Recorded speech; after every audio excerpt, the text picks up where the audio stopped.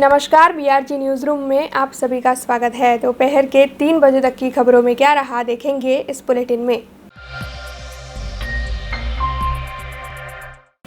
गुजरात राज्य सरकार की ओर से 4 दिन पहले ऑफलाइन शिक्षा 100% हाजिरी के साथ शुरू करने की घोषणा करवाई गई थी, जिसके तहत स्कूलों में ऑफलाइन शिक्षा शुरू हो चुकी है। महाराजा सयाजीराव यूनिवर्सिटी में भी ऑफलाइन शिक्षा को शुरू करवाया गया है, जिसके तहत कॉमर्स फैकल्टी में आखिरी साल के छात्रों की ऑफलाइन शिक्षा शुरू हो चुकी है। हालांकि सूत्रों के हवाले से इस मामले में जो जानकारी सामने आई है, उसके मुताबिक कॉमर्स फैकल्टी के प्राध्यापकों की ओर से ऑफलाइन शिक्षा का विरोध जताया जा रहा था, जिसके चलते कॉमर्स फैकल्टी के डीन केतन उपाध्याय की ओर से अचानक ही प्राध्यापकों के साथ मीटिंग बुलाई गई थी। हालांकि मीटिंग के बाद शिक्षकों की ओर से ये बताया गया कि उनकी ओर से ऑफलाइन शिक्षा का विरोध नहीं किया जा रहा है, बल्कि उनकी 2 मांगे हैं कि कॉमर्स फैकल्टी में टेम्पररी शिक्षकों की भर्ती की जाए और इसके साथ ही बैच की संख्या भी बढ़ाई जाए। ऐसे में इस पूरे मामले को लेकर कॉमर्स फैकल्टी के डीन केतन उपाध्याय और शिक्षकों ने ज़्यादा जानकारी दी है। ना एवो कोई विरोध नहीं जी। आज ऑफलाइन शिक्षण शुरू थाय एना माटे गवर्नमेंट ऑफ गुजरातना जे आपणी पासे मार्गदर्शन आव्युं एना संदर्भ में अमे बधा शिक्षकों ने भेगा कर्या। अमारे आम पण वर्षनी शुरुआतमां आ बधुं जे सेमेस्टर शुरू थयुं एटले मळवानुं होय छे, एटले एकेडेमिक प्लानिंग, एक्जामिनेशन प्लानिंग केवी रीते करवानुं एनुं एक डिस्कशन थयुं। हवे आमां जे ऑफलाइन टीचिंग छे तो शिक्षक मित्रोए पोतपोताना अभिप्राय आप्या। दाखला तरीके આપણે માઇક્રોસોફ્ટ ટીમમાં જે 220ના ક્લાસ કર્યા છે, તો એ 220ના ક્લાસ જ્યારે ઓફલાઇન મેથડમાં આવશે ત્યારે આપણે એમને કેવી રીતે ડીલ કરીશું। પછી આજે અમારા માસ્ટર ડિગ્રીના જે સિલેબસ કમ્પ્લીટ કરવાની વાતો છે, અમારા અંડર ગ્રેજ્યુએટના એની વાતો છે, તો એ જે એકેડેમિક પ્લાનિંગ છે, એક્ઝામિનેશન પ્લાનિંગ છે એની વાતો થઈ છે, પરંતુ શિક્ષક મિત્રોએ ઓફલાઇન ટીચિંગનો કોઈ વિરોધ નથી કર્યો। ના, એટલે ગવર્મેન્ટ ઓફ ગુજરાતે જે કીધું છે કે ઓફલાઇન ચાલુ કરવું જોઈએ, એટલે આપણે એ ચાલુ કરવું જોઈએ, પણ એની સાથે વસ્તુ એક એવી બી છે કે ડિવિઝનની જે પર ડિવિઝન જે છોકરાઓ હોવા જોઈએ એ જે ગવર્મેન્ટ ઓફ ગુજરાતે કીધા છે એ રીતે કરવાના, એટલે છોકરાઓની બી સેફટી સચવાય, ટીચરોની બી સચવાય અને ક્લાસ બી ઓફલાઈન ચાલુ થાય। અને ઘણા વખતથી તમે જોયું જ હશે કે આપણા મીડિયાઓમાંથી જ મેં તો જોયું ને વાંચ્યું છે કે ચાલુ કર્યું સ્કૂલ પહેલાં બાલ મંદિરથી 12મું સુધી એટલા બધા છોકરાઓ આવે છે, છોકરાઓ હેપીલી જાય છે, એટલે એ એન્વાયરમેન્ટ એ એટમોસ્ફિયર અહીં ઊભું થવું જ જોઈએ। સાયન્સમાં ઓફલાઈન ચાલુ થઈ ગયું છે, જુઓ કેવું સરસ ચાલે છે। જો એના માટે સાહેબે એવું કીધું છે કે હું યુનિવર્સિટીની ઓથોરિટી જોડે વાત કરીને નવા ટીચરોની અપોઇન્ટમેન્ટનું વાત પૂછી લઉં છું અને ટેમ્પરરી ટીચિંગ આસિસ્ટન્ટ્સ કે એ બધા નવા લેવાય અને એ રીતે વિચારીએ છીએ। હજુ કોઈ ડિસિઝન લીધું નથી। સૌથી પહેલાં તો હું એવું કહીશ કે શિક્ષકોએ ભણાવવાની ના ક્યારેય પાડી જ નથી જી। શિક્ષકોએ હંમેશા કોરોનામાં પણ જીવના જોખમે પણ ભણાવ્યું છે। આજે જે ચર્ચા થઈ છે તે એવી ફક્ત થઈ છે કે જ્યારે ઓફલાઈન શિક્ષણની વાત છે, સરકારે ઓફલાઈન કરવાનું કીધું છે, શિક્ષકો પણ ઓફલાઈન ભણાવવા તૈયાર છે, પરંતુ જે તકલીફ છે તે છે કે અત્યારે એક ડિવિઝનમાં 220 કે 196 સ્ટુડન્ટ હોય તો એટલી નથી બેન્ચીસ કે નથી ક્લાસ કોઈ પણ ડિવિઝનમાં બેસાડવા માટે, તો એ ઓફલાઈન શિક્ષણ કેવી રીતે શક્ય બને એના ઉપર જ ચર્ચા થઈ છે। જો વધારે શિક્ષકો ન લેવા પડે, ગુજરાત સરકારે ક્યાંય પણ ક્યારેય પણ શિક્ષક ઓછા કરો કે લોકોને છૂટા કરો એવું કીધું નહોતું, છતાં પણ યુનિવર્સિટી સત્તાવાળાએ કોમર્સ ફેકલ્ટીમાં 220 કે 250 કે 196 એક ડિવિઝનમાં સ્ટુડન્ટ ભેગા એડમિશન આપ્યા, જેથી કરીને નંબર ઓફ ટીચર્સ ઘટ્યા। નંબર ઓફ ટીચર્સ ઘટાડ્યા એમાંથી સરકારે ના પાડી હતી છતાંય ઘટાડ્યા। તો હવે આજે જ્યારે ઓફલાઈન ટીચિંગની વાત આવી છે ત્યારે એક ક્લાસમાં 200 છોકરા કેવી રીતે બેસી શકે એની જ વાત છે। શિક્ષકો ભણાવવા માટે સદાય તૈયાર જ છે। શું નિરાકરણ આવ્યું, કેમ કે સંક્રમણ બી વધી શકે છે એક સાથે આટલા વિદ્યાર્થીઓ? નિરાકરણ પણ બીક હશે ભણાવવાની? નિરાકરણ તો હજુ અમને તો કોઈ ભણાવવાની બીક ક્યાંય છે નહીં, પણ નિરાકરણ હજુ કંઈ આવ્યું નથી। ચર્ચા કરીને ફેકલ્ટીમાં નક્કી થશે એવું ડીનશ્રીએ કીધું છે। महाराजा सयाजीराव यूनिवर्सिटी के विभिन्न विभागों की ओर से क्लाइमेट चेंज के बारे में 3 संशोधन किए गए थे, जिसका मुख्यमंत्री भूपेंद्र पटेल की मौजूदगी में अहमदाबाद में आयोजित कार्यक्रम में लोकार्पण करवाया गया। और इसके साथ ही महाराजा सयाजीराव यूनिवर्सिटी के वाइस चांसलर की उपस्थिति में MOU भी किए गए। इस मामले में महाराजा सयाजीराव यूनिवर्सिटी के वाइस चांसलर VK श्रीवास्तव की ओर से पत्रकार परिषद का आयोजन कर ज़्यादा जानकारी दी गई। एशिया में क्लाइमेट चेंज विभाग स्थापित करने वाला गुजरात पहला राज्य बना है। दरअसल गुजरात राज्य की ओर से क्लाइमेट चेंज के बारे में कई संशोधन किए गए हैं। ऐसे में सोमवार को साइंस सिटी अहमदाबाद में राज्य के मुख्यमंत्री भूपेंद्र भाई पटेल की अगुवाई में building a climate resilient Gujarat कार्यक्रम आयोजित किया गया था, जिसमें कई पदाधिकारियों की उपस्थिति रही थी। दरअसल इन सभी पदाधिकारियों की उपस्थिति में यूनिवर्सिटी के विभिन्न विभागों की ओर से जो संशोधन करवाए गए हैं उनका लोकार्पण करवाया गया और इसके साथ ही डिपार्टमेंट के प्रिंसिपल सेक्रेटरी SJ हैदर और साथ ही महाराजा सयाजीराव यूनिवर्सिटी के vice chancellor professor VK Srivastava के बीच क्लाइमेट चेंज के बारे में स्ट्रेटेजिक पार्टनरशिप के लेकर MOU किया गया। इस मामले में आज पत्रकार परिषद का आयोजन कर ज़्यादा जानकारी भी दी गई। को मेरा नमस्कार। महाराजा सयाजीराव यूनिवर्सिटी ऑफ बड़ौदा की तरफ से आप सभी का स्वागत करते हैं। काफ़ी समय से ये था कि सबके साथ में एक कर्टसी मीट रखना है, तो आज के दिन हम लोगों ने ऐसा निर्णय लिया कि शाम 5:30 बजे आप सभी से मुलाकात करते हैं। और ख़ास करके मेरा जो निवेदन है आप सभी से कि यूनिवर्सिटी की विकास यात्रा एक लंबी साहसिक यात्रा है, जिसमें निश्चित तौर पे मीडिया की एक अहम भूमिका होती है। इस भूमिका को ध्यान में रखते हुए मुझे आशा ही नहीं बल्कि पूर्ण विश्वास है कि आगे आने वाले समय में हम लोग जिस प्रगति के पथ पर अग्रसर हैं उस पथ पर हमको MS यूनिवर्सिटी को मीडिया का पूरा सहयोग मिलेगा, ऐसी मेरी अपेक्षा है। अभी मैं खास करके आपको कल गांधीनगर की एक गुजरात राज्य सरकार की एक इवेंट के बारे में अवगत कराना चाहता था। कल गुजरात राज्य सरकार का क्लाइमेट चेंज डिपार्टमेंट ने building a climate resilient Gujarat नाम की एक अंतर्राष्ट्रीय इवेंट साइंस सिटी विज्ञान भवन में उसका आयोजन किया गया, जिसमें अंतर्राष्ट्रीय डेलीगेट्स ने भी हिस्सा लिया। हमारे माननीय मुख्यमंत्री श्री भूपेंद्र पटेल सर की अध्यक्षता में ये मीटिंग संपन्न हुई। उसमें हमारे शिक्षा मंत्री Shri Jitu bhai Vakani, minister of state Shri Kuber bhai Dindor, पर्यावरण मंत्री Shri Kirit Singh Rana ji, minister of state forest and environment Shri Jagdish bhai Panchal, ऐसे सभी मिनिस्टर्स और विभिन्न विश्वविद्यालयों के वाइस चांसलर्स बुलाए गए थे। और ये पूरा लगभग 1500 लोगों का एक कार्यक्रम था, जिसमें सभी स्कूल के विद्यार्थियों से लेकर के विश्वविद्यालय के विद्यार्थियों तक ने हिस्सा लिया। देखिए, एक हमारा एक जो प्रयास ज्वाइनिंग के बाद से रहा है, हमने कई उसको स्लोगन के माध्यम से भी कहा हुआ है, कई आपके प्रेस के साथी मित्रों ने भी पूछा, जो हम लोग हमारी आंतरिक बैठक में उसको बोलते थे, वो हमारे खुद के बनाए कुछ स्लोगन्स हैं या कुछ स्लोगन्स को मॉडिफाई करके हमने उसमें एडिशन किया है। हमारा जो कार्य पद्धति है वो निश्चित तौर पे सबका साथ, सबका प्रयास, सबका विकास और सबका विश्वास, ये 4 पहलुओं को लेकर के एक चलने का एक प्रयास है। इसके अलावा हमने यूनिवर्सिटी के लिए 5 ध्येय वाक्य भी दिए हैं, जिन 5 ध्येय वाक्यों को अभी हमारा पूरा यूनिवर्सिटी परिवार उसको उन ध्येय वाक्यों का पुनरावर्तन करते हैं। आज के भी एक सुबह फैकल्टी ऑफ साइंस के कार्यक्रम में भी हम लोगों ने उन 5 ध्येय वाक्यों की बात कही। पहला ध्येय वाक्य जो हमारा है वो है शिक्षा से दीक्षा की बात, यानी कि शिक्षा तो सभी देते हैं, लेकिन दीक्षा देने का काम भी विश्वविद्यालयों का है। उल्लेखनीय है कि MS यूनिवर्सिटी ने अभी राज्य कक्षा के जो भी इवेंट्स हैं उसमें बढ़ चढ़ के हिस्सा लेना शुरू किया है। कल माननीय मुख्यमंत्री श्री भूपेंद्र भाई पटेल के वरद हस्तों से 3 रिसर्च रिपोर्ट्स का विमोचन हुआ।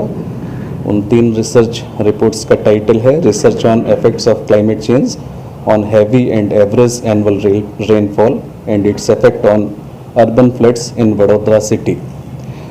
दूसरी जो रिपोर्ट जिसका विमोचन हुआ उसका टाइटल है research on impact of climate on health and socio economic aspects a study on city of Vadodara. तीसरी एक जो रिसर्च रिपोर्ट हमारे MSU के फैकल्टीज़ के द्वारा तैयार की गई थी उसका विमोचन हुआ। उसका टाइटल है building climate resilient Gujarat a functional research on climate change awareness of local leadership. तो ये 3 रिपोर्ट्स का विमोचन हमारे माननीय मुख्यमंत्री जी ने किया। उसके आपको फोटोग्राफ्स वगैरह हमारे PRO साहब से मिल जाएंगे। दूसरा एक महाराजा सायाजीराव यूनिवर्सिटी ऑफ बड़ौदा के तरफ से एक MOU हमने क्लाइमेट चेंज डिपार्टमेंट के साथ में किया, जिसमें विभिन्न प्रकार की क्लाइमेट से जुड़ी हुई समस्याओं पे रिसर्च प्रोजेक्ट्स पे काम करने का हम लोगों ने साथ में राज्य सरकार के साथ में काम करने का एक अवसर मिले, ऐसा MOU साइन किया। इसमें हम लोग मेनली रिन्यूएबल एनर्जी अपने MS यूनिवर्सिटी कैंपस में कैसे ज़्यादा से ज़्यादा हम लोग रिन्यूएबल एनर्जी के रिसोर्सेज का उपयोग कर सकें, वो सोलर एनर्जी के टर्म्स में ज़्यादा रहेगा। इसके साथ ही रेन वाटर हार्वेस्टिंग की समस्या, उसको भी हम लोग ऑलरेडी MS यूनिवर्सिटी में है, लेकिन उसका विस्तार हम लोग कैसे कर सकें, इस बारे में क्लाइमेट चेंज डिपार्टमेंट के साथ में हम लोगों ने एक करार किया। तीसरा हम लोगों का सॉलिड वेस्ट मैनेजमेंट का जो प्रॉब्लम है, कंपोस्टिंग के माध्यम से हम लोग कैसे सॉलिड वेस्ट को मीन्स खाद्य में परिवर्तित कर सकें और अपने MS यूनिवर्सिटी कैंपस में उस खाद्य का कैसे उपयोग कर सकें, ये एक दूसरा विषय था। तीसरा एक विषय आपको बताते हुए बहुत आनंद हो रहा है कि MS यूनिवर्सिटी इनोवेशन के मामले में भी काफ़ी आगे है। MS यूनिवर्सिटी में बहुत सारे स्टार्टअप प्रोजेक्ट्स चल रहे हैं। गुजरात राज्य सरकार ने कल 4 स्टार्टअप प्रोजेक्ट्स उसमें सेलेक्ट किए थे और हमारे शिक्षा मंत्री जीतू भाई वघानी साहब ने इन सारे प्रोजेक्ट्स को काफ़ी हद तक प्रोत्साहित किया। एक हमारे MS यूनिवर्सिटी के एलुमनाई हैं, उन्होंने ऑर्गेनिक फार्मिंग पर एक प्रोजेक्ट किया था जो हमारे माननीय चीफ मिनिस्टर साहब मुख्यमंत्री श्री को बहुत पसंद आया और उन्होंने हमारे उस एलुमनाई को उसी दिन शाम को अपने घर में आमंत्रित किया। तो ये एक विकास की एक यात्रा है, जो भी MS यूनिवर्सिटी के अंदर हम लोग विकास कर रहे हैं उसको कैसे राज्य कक्षा, राष्ट्रीय कक्षा और अंतर्राष्ट्रीय कक्षा तक कैसे ले जाया जाए, उसमें निश्चित रूप से मेरा एक प्रयास होगा। तो ये तो 3 विषय थे जो कल की हमारा जो कार्यक्रम था गुजरात राज्य सरकार के साथ में उससे रिलेटेड थे। इसके अलावा 2 विषय की जानकारी मैं आपको और देना चाहूँगा। गुजरात राज्य सरकार ने ऑलरेडी ये निर्णय लिया हुआ है कि अभी सारे कोर्सेस में ऑफलाइन टीचिंग की बात कही है। निश्चित तौर पे MS यूनिवर्सिटी भी उस आदेश का पूरी तरह से अनुसरण करेगी और आने वाले हम लोगों ने ऑलरेडी ऑफलाइन टीचिंग स्टार्ट कर दिया, आप लोगों को विदित होगा। सारे क्लासेस वगैरह स्टार्ट हो गए हैं। हॉस्टल्स में भी सरकार के नियम मुजब जो भी गाइडलाइंस हैं उनको फॉलो करते हुए हम लोग बच्चों को हॉस्टल्स में भी स्थान दे रहे हैं। ये जो कल का कार्यक्रम था ये अंतर्राष्ट्रीय कक्षा का मैं इसलिए बोल रहा हूँ क्योंकि इसमें deputy high commissioner of UK United kingdom mister Peter cook भी मौजूद थे। हेड इंटरनेशनल कॉपरेशन स्विट्ज़रलैंड भी मौजूद थे। First counsellor energy and climate action delegation वो भी मौजूद थे। इसके अलावा यूनिसेफ के काफ़ी अधिकारी इस कार्यक्रम में सम्मिलित हुए और क्लाइमेट चेंज की दिशा में हमारे माननीय प्रधानमंत्री श्री नरेंद्र भाई मोदी जी का एक आग्रह रहा है कि भारत क्लाइमेट चेंज के दिशा में कैसे आगे बढ़े। आपको ये जान के भी आश्चर्य होगा कि गुजरात एक ऐसा राज्य है जहाँ पर 2009 में सबसे पहले क्लाइमेट चेंज डिपार्टमेंट की स्थापना भारतवर्ष में सबसे पहले गुजरात में हुई।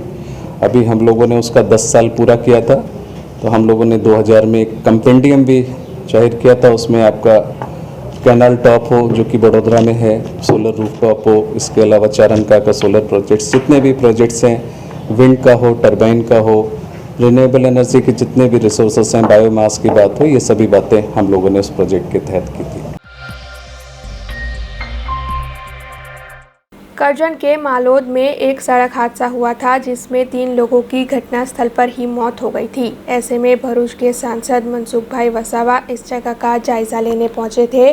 तब रेती खनन का मामला उजागर होने पर उनकी ओर से वहां के मामलतदार और सर्कल अधिकारी को काफ़ी अपशब्द बोले गए और कड़ा रुख दिखाया गया। ऐसे में सांसद मनसुख वसावा के इस रुख के सामने जिला महसूली अधिकारी काफ़ी रोष में है और उनकी ओर से इस तरह के जो शब्द सांसद मनसुख भाई वसावा की ओर से बोले गए हैं, इस मामले में रोष जताते हुए जिला कलेक्टर को आवेदन पत्र दिया गया है और साथ ही कड़ी कार्रवाई की मांग भी उनकी ओर से की जा रही है। सांसद सभ्य श्री मनसुख भाई वसावा साहेब द्वारा काले मामलतदार કરજનનાઓ અને સર્કલ ઓફિસર શ્રી કરજનના સાથે જે અસભ્ય વર્તન થયેલું છે, જેની અમે અમારા કર્મચારી વડોદરા શહેર જિલ્લાના કર્મચારીઓ સખત શબ્દોમાં ટીકા કરી છે। આવું અસભ્ય વર્તન ભવિષ્યમાં કોઈની સાથે ના થાય કે બીજા કોઈ કર્મચારી અધિકારીઓની સાથે ના થાય એ બાબતે અમે અમારા કલેક્ટર સાહેબને કાલે એક આવેદનપત્ર આપ્યું છે, જેના આધારે કલેક્ટર સાહેબ આગળ કંઈક કાર્યવાહી કરશે। વધુમાં અમે મહામંડળ ગુજરાત રાજ્ય મહામંડળને પણ એક નકલ મોકલેલી છે આવેદનપત્રની। એ લોકો પણ જે હવે આગળ કાર્યક્રમ આપશે એને અમે હાથે વળગી રહીશું અને જે કાર્યક્રમ આવશે એની આપને જાણ કરવામાં આવશે। ગઈકાલે જે રીતે સંસદ સભ્યશ્રી દ્વારા જાહેરમાં સર્કલ ઓફિસર તથા મામલતદારશ્રીનું ખોટી રીતે ખોટી ભાષામાં અભદ્ર ભાષામાં જે રીતે એમનું અપમાન કરવામાં આવેલ છે તે બાબતે આજરોજ તમામ કર્મચારીઓ એકઠા થયા છે અને આ રીતે ખોટી રીતે જાહેરમાં ક્યારેય કોઈ જોડે કોઈ પણ સંસદ સભ્ય ધારાસભ્ય કે પદાધિકારીશ્રી દ્વારા આ રીતે ખોટી ભાષાનો ઉપયોગ ના કરી શકાય। કોઈ પણ કર્મચારી અધિકારી હોય કે પ્રજાજન હોય સામાન્ય, પણ તેમની જોડે આ રીતે અભદ્ર ભાષાનો ક્યારેય ઉપયોગ ના કરાય, ગાળાગાળી ના કરાય।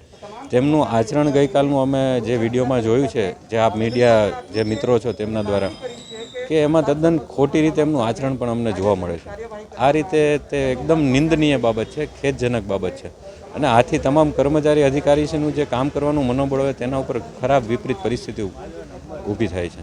હવે તો જે અમે ગઈકાલે તો કલેક્ટર સાહેબને આ બાબતનું આવેદનપત્ર આપેલું છે અને જે અમારું ગુજરાત રાજ્ય મહેસૂલી કર્મચારી મંડળ છે તેમાં પણ રજૂઆત કરેલ છે અને ત્યાંથી બાંહેધરી પણ આપેલ છે કે આપણે આગામી સમયમાં આ બાબતે જો કોઈ જરૂરી કાર્યવાહી નહીં કરવામાં આવે તો એનો આપણે જરૂરી કાર્યક્રમો આપીશું। એટલે જે રીતે ગુજરાત રાજ્ય મહેસૂલી કર્મચારી મંડળ જે કાર્યક્રમો આપશે તે અનુસાર આગળ અમે કાર્યક્રમો આપીશું। वडोदरा महानगर पालिका के चुनाव में भव्य जीत का 1 साल पूरा होने की खुशी में वार्ड नंबर 9 के कॉरपोरेटर श्रीरंग आयरे की ओर से 2 दिन के सेवा यज्ञ का आयोजन किया गया है, जिसके तहत आज पहले दिन सेवा यज्ञ में शहर के कई पदाधिकारियों की उपस्थिति रही।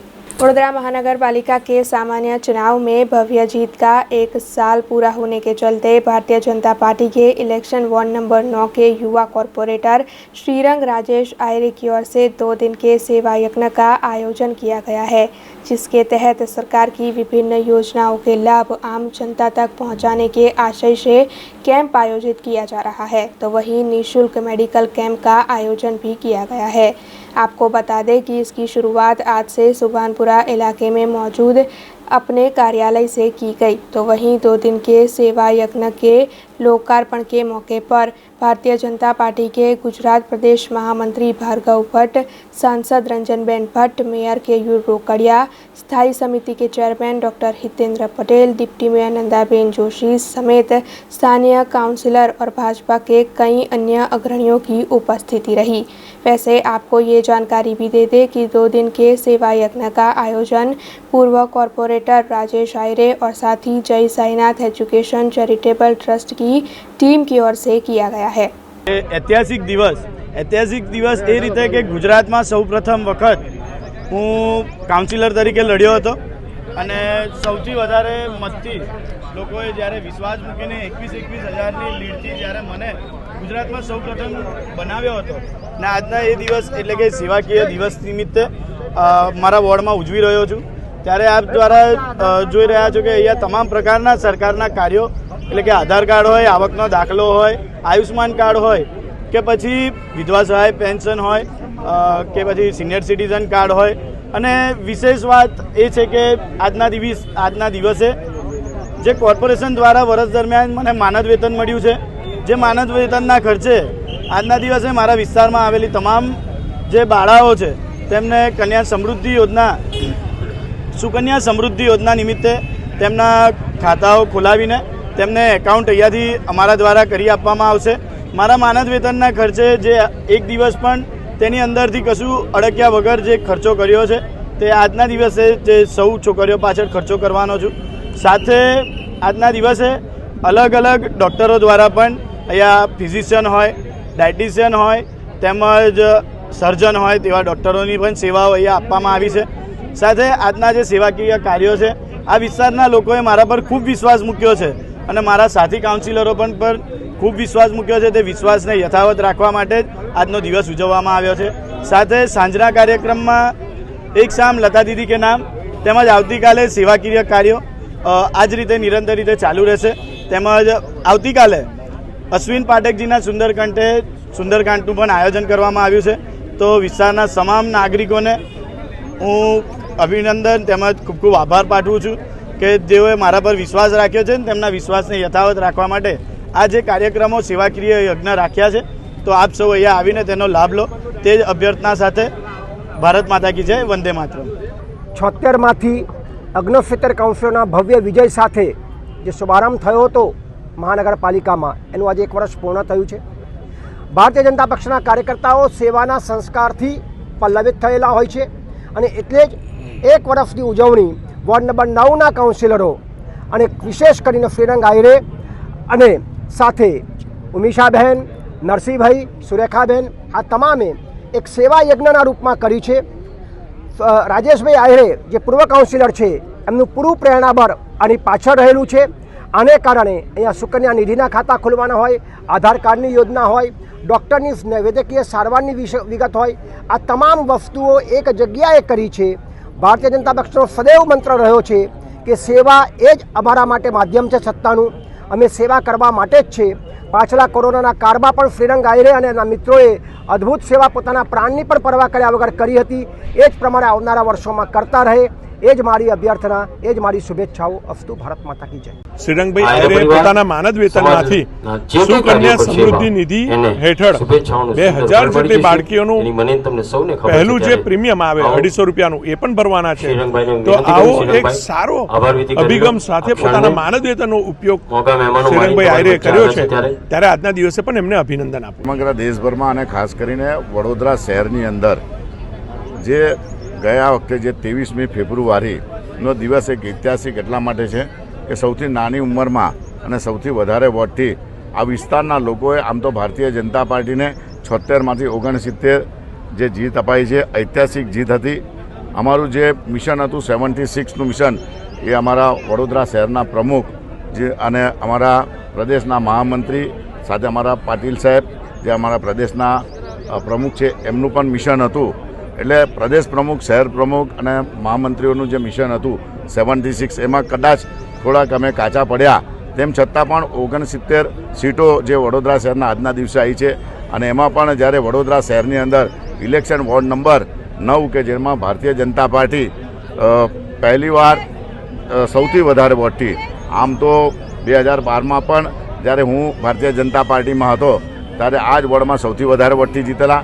અને આ વખતે પણ શ્રીરંગ પણ આ વોર્ડની અંદર જ્યારે ઇલેક્શન વોર્ડ નંબર 9ની અંદર અમે લોકો જ્યારે ભારતીય જનતા પાર્ટીના આશીર્વાદથી જ્યારે શ્રીરંગ સૌથી નાની ઉંમરે આ ઇલેક્શન વોર્ડ નંબર 9માં લડ્યા, તો આ સમગ્ર ટીમ ને વડોદરા શહેરના અને ખાસ કરીને ઇલેક્શન વોર્ડ નંબરના 9 લોકોના જે આશીર્વાદ મળ્યા કે આટલી નાની ઉંમરે 21,000ની માતબર લીડથી અમે લોકો જ્યારે જીત્યા છે. અમારા ચારેય ઉમેદવારોને જેવા છે કે સુરેખાબેન, નરસિંહભાઈ, ઉમિશાબેન અને શ્રીરંગને જે હંમેશા મારા પર લોકો આશીર્વાદ મૂકતા હતા, કારણ કે અમે ખૂબ મહેનત પૂર્ણિમા સાથે હેમલતાબેન ગોર અમે લોકોએ જે મહેનત કરેલી હતી અને એના ફળ સ્વરૂપે સાથે સાથે ભારતીય જનતા પાર્ટીના પણ જે લોકોના કામ હતા, માનનીય જીતુભાઈ અને સમગ્ર સૌ લોકોના આશીર્વાદથી આ સમગ્ર ભારતીય જનતા પાર્ટી 9 નંબરની ટીમ અને સૌ લોકોએ અને વડોદરા શહેરની ટીમના ભેગા મળીને ઐતિહાસિક જે વિજય મળેલો, આ વિજયના પરિણામ સ્વરૂપે આજે 1 વર્ષ પૂર્ણ થયું છે. આજે જે સુકન્યા નિધિ એટલે વડોદરા શહેરની અંદરની સમગ્ર દેશભરમાં માનનીય વડાપ્રધાનનો અને ખાસ કરીને અમારા અમારા પ્રદેશ પ્રમુખનો આગ્રહ હતો કે બને એટલા દીકરીઓને મદદ કરવી અને અમે એમને પ્રોમિસ કરેલું કે અમે દીકરીઓને મદદ કરીશું.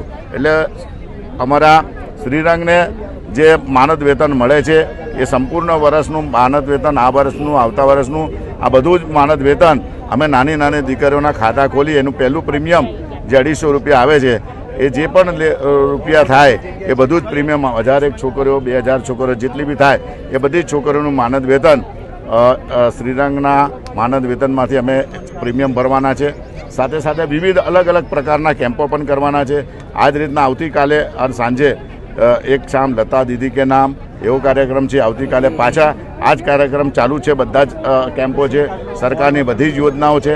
સાથે સાથે આવતીકાલે સુંદરકાંડનો છે, જેમાં દરેક દીકરાઓને એમના પેન છે અને એમના અશ્વિનભાઈ પાઠકના હસ્તે પણ છે. આવી જ રીતના 2 દિવસે અલગ અલગ પ્રકારના દરેક પ્રકારના 6 વર્ષની દીકરીથી 6 મહિનાના દીકરીથી. अब खबरों से लगातार अपडेट रहना हुआ आसान. BRG न्यूज आपके मोबाइल स्क्रीन पर. आज ही BRG न्यूज की mobile app Google play store और ऐप स्टोर से डाउनलोड करें और खबरों से लगातार जुड़े रहें.